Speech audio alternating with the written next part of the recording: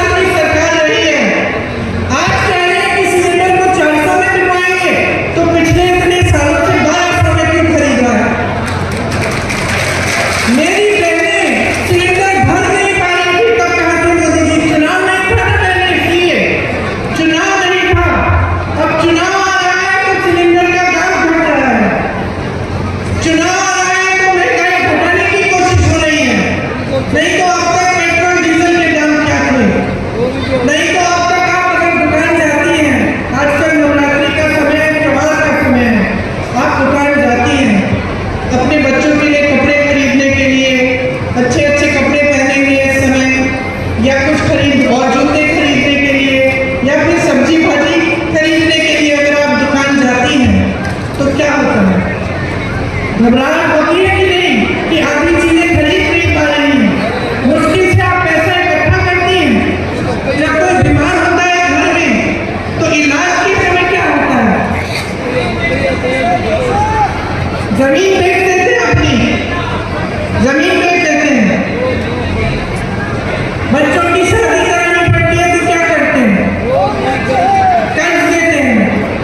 तो जब ये है आपकी स्थिति, जब आपका जीवन हर रोज आप संघर्ष कर रहे हैं, चाहे मेरी बहनें हो, चाहे मेरे भाई हो जो खेती का काम करते हैं, आप बताइए खेती में जो जो सामान आप इस्तेमाल करते हैं वो महंगे हुए कि नहीं?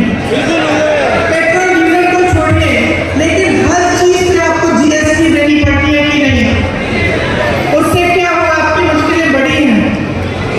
खेती किसानी में से जो नौकरियां, जो रोजगार मिलते थे वो बंद हो रहे हैं, क्योंकि खेती से कमाई नहीं हो रही है।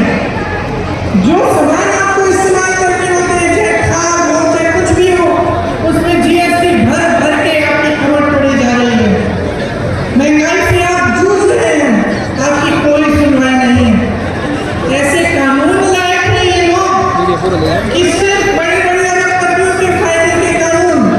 जब किसानों ने आंदोलन किया, दिल्ली में गए, महीनों के लिए सर्दी में बैठे, प्रधानमंत्री जी का घर कुछ किलोमीटर दूर था, प्रधानमंत्री मोदी जी निकले ही नहीं, बात नहीं की, सुनवाई तक नहीं की।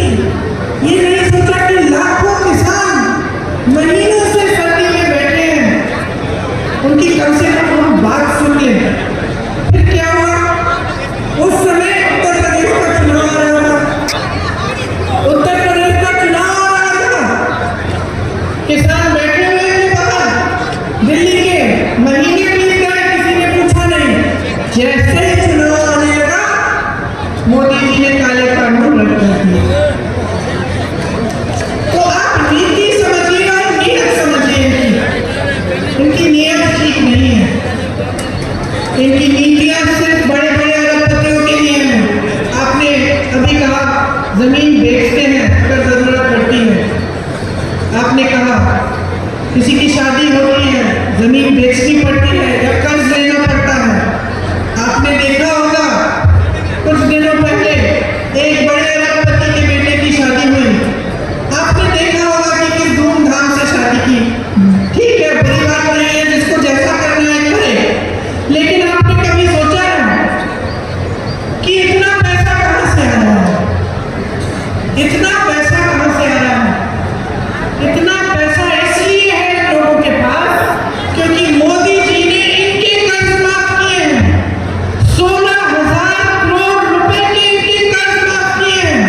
अब आप सोचिए, 16,000 रुपए का कर्ज था, माफ किया गया, और जो किसान सड़क पे बैठा हुआ अपना हक मांग रहा था, जो किसान 10,000 रुपए के लिए आत्महत्या कर रहा है, जो किसान कर्ज में डूब रहा है, उसका कर्ज माफ करने की बात नहीं है।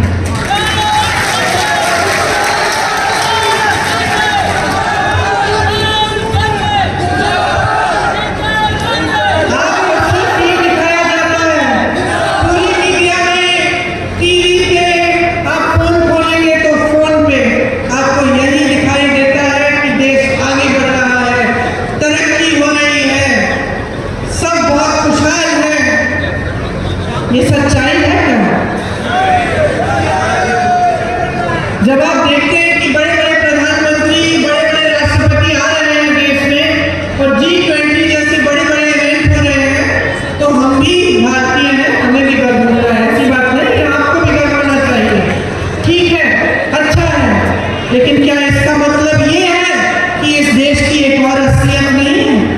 इस देश की एक सच्चाई ये है कि इस देश का गरीब रोज सुबह शाम संघर्ष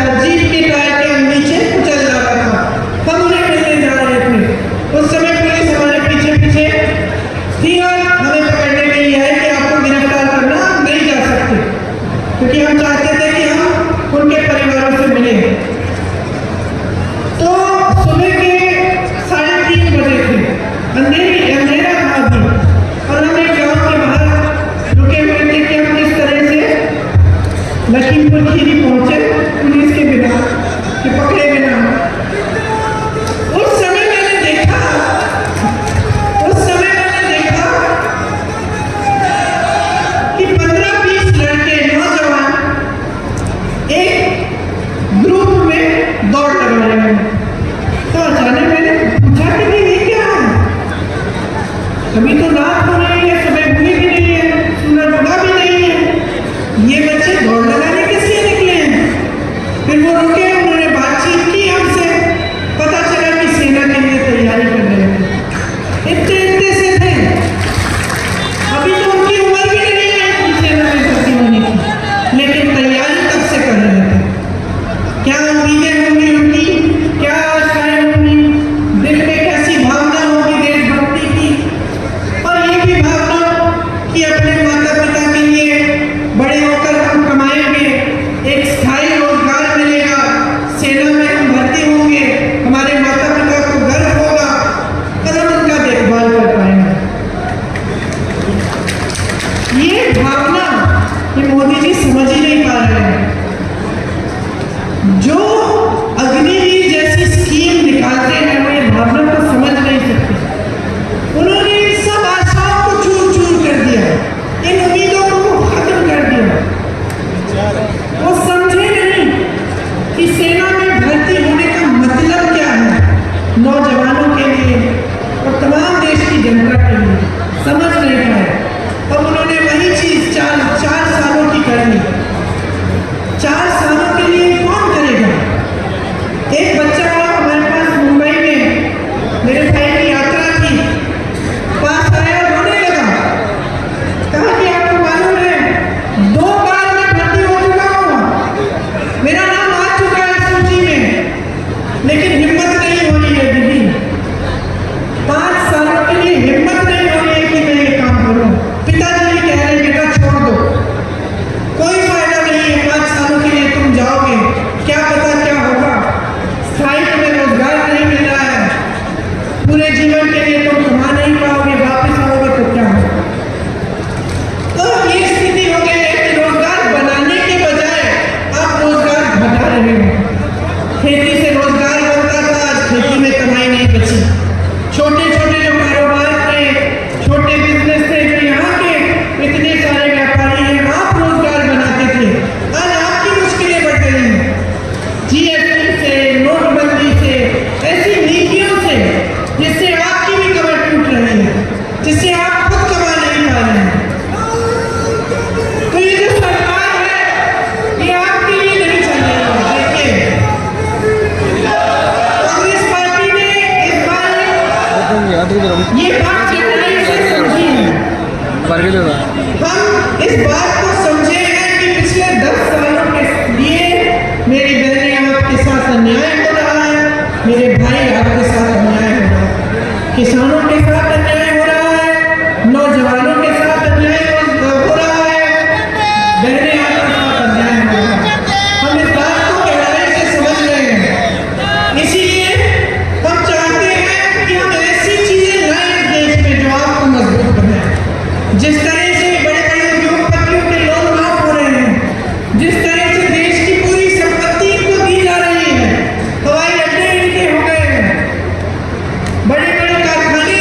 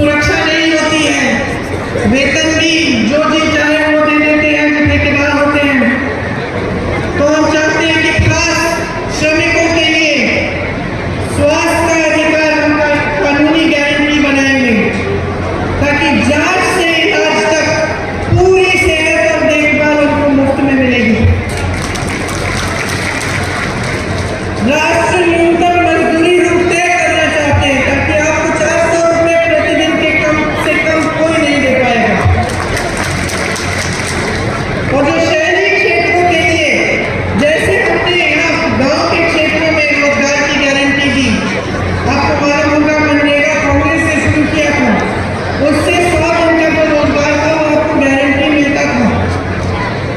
ये अलग बात है कि मोदी जी ने उसको भी कमजोर करने की कोशिश की। शहरों में भी आपको इस तरह की रोजगार की गारंटी कांग्रेस पार्टी देना चाहती है और देख के दिखाएगी। मैंने अग्निवीर की बात की, अग्निवीर की जो स्कीम है उसको पूरी तरह से हम रद्द करवाएंगे। जैसे पहले सेना में आप जाते थे मान सम्मान के साथ आजीवन काम करने के लिए, देश की सुरक्षा के लिए, वैसे आप कैसे जाएंगे?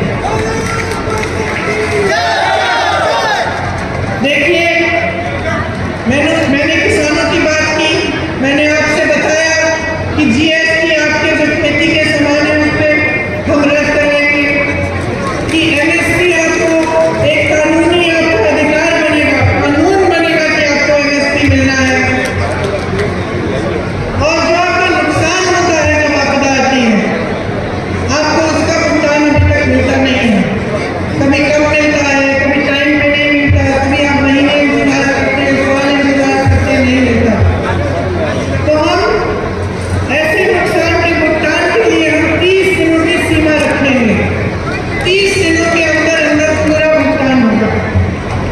एक नई कृषि की आयात निर्यात की हम नीति लाएंगे। जो भूमिहीन है उनको जमीन वितरित करेंगे। ये सारी स्कीमें हम आपके लिए लाना चाहते हैं। अब आप जानते ही हैं इंटरव्यू ले रही है कि यहाँ राजस्थान की सरकार थी तो आपके लिए कितने काम किए। आप जानते हैं कि कांग्रेस पार्टी ने जहाँ जहाँ गारंटी दी है वहाँ आज भी ये चीजें लागू हैं। हमने कहा था ओपीएस, आपको ओपीएस होगा, कर्नाटका में ओपीएस मिल रहा है, हिमाचल में मिल रहा है, छत्तीसगढ़ में जब हमारी सरकार थी मिल रहा था वहाँ पे। हमने कहा था महिलाओं को प्रतिमाह 2000 रुपये देंगे, कर्नाटका में आज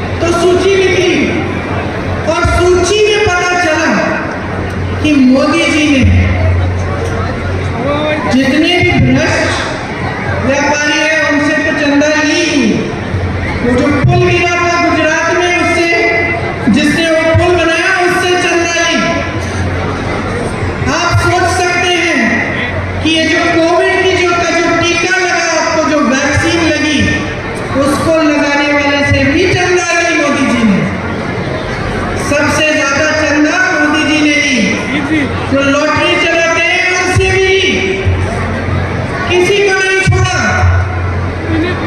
सबसे या तो सबको ठेका दिया या किसी पे एजेंसी लगा दी, चंदा दी, एजेंसी हटा दी। किसी को ठेका दे दिया कि तुम पुल बनाओ, तुम सुरंग बनाओ, तुम सड़क बनाओ, उसके लिए चंदा ले ली। इससे बड़ा भ्रष्टाचार कौन सा है? इससे बड़ा भ्रष्टाचार क्या है कि हजारों करोड़ रुपए आपने इस तरह से अपने लोगों से लिए। तो भ्रष्टाचार की जो बातें हैं वो भी इनकी खोखली है। कहते हैं यहाँ आकर कि मैं अकेला भ्रष्टाचार से लड़ रहा हूँ, पब्लिक से समर्थन मांगते हैं। सच्चाई नहीं है, भ्रष्टाचार से नहीं लड़ रहे हैं। ये सिर्फ विपक्षी दलों का मुंह बंद करना चाहते हैं। किसी भी बहाने किसी का घर ले लिया, किसी पे केस डाल दिया, किसी को जेल में डाल दिया। लेकिन मैं आपसे कहना चाहती हूँ कि हम डरने वाले नहीं हैं।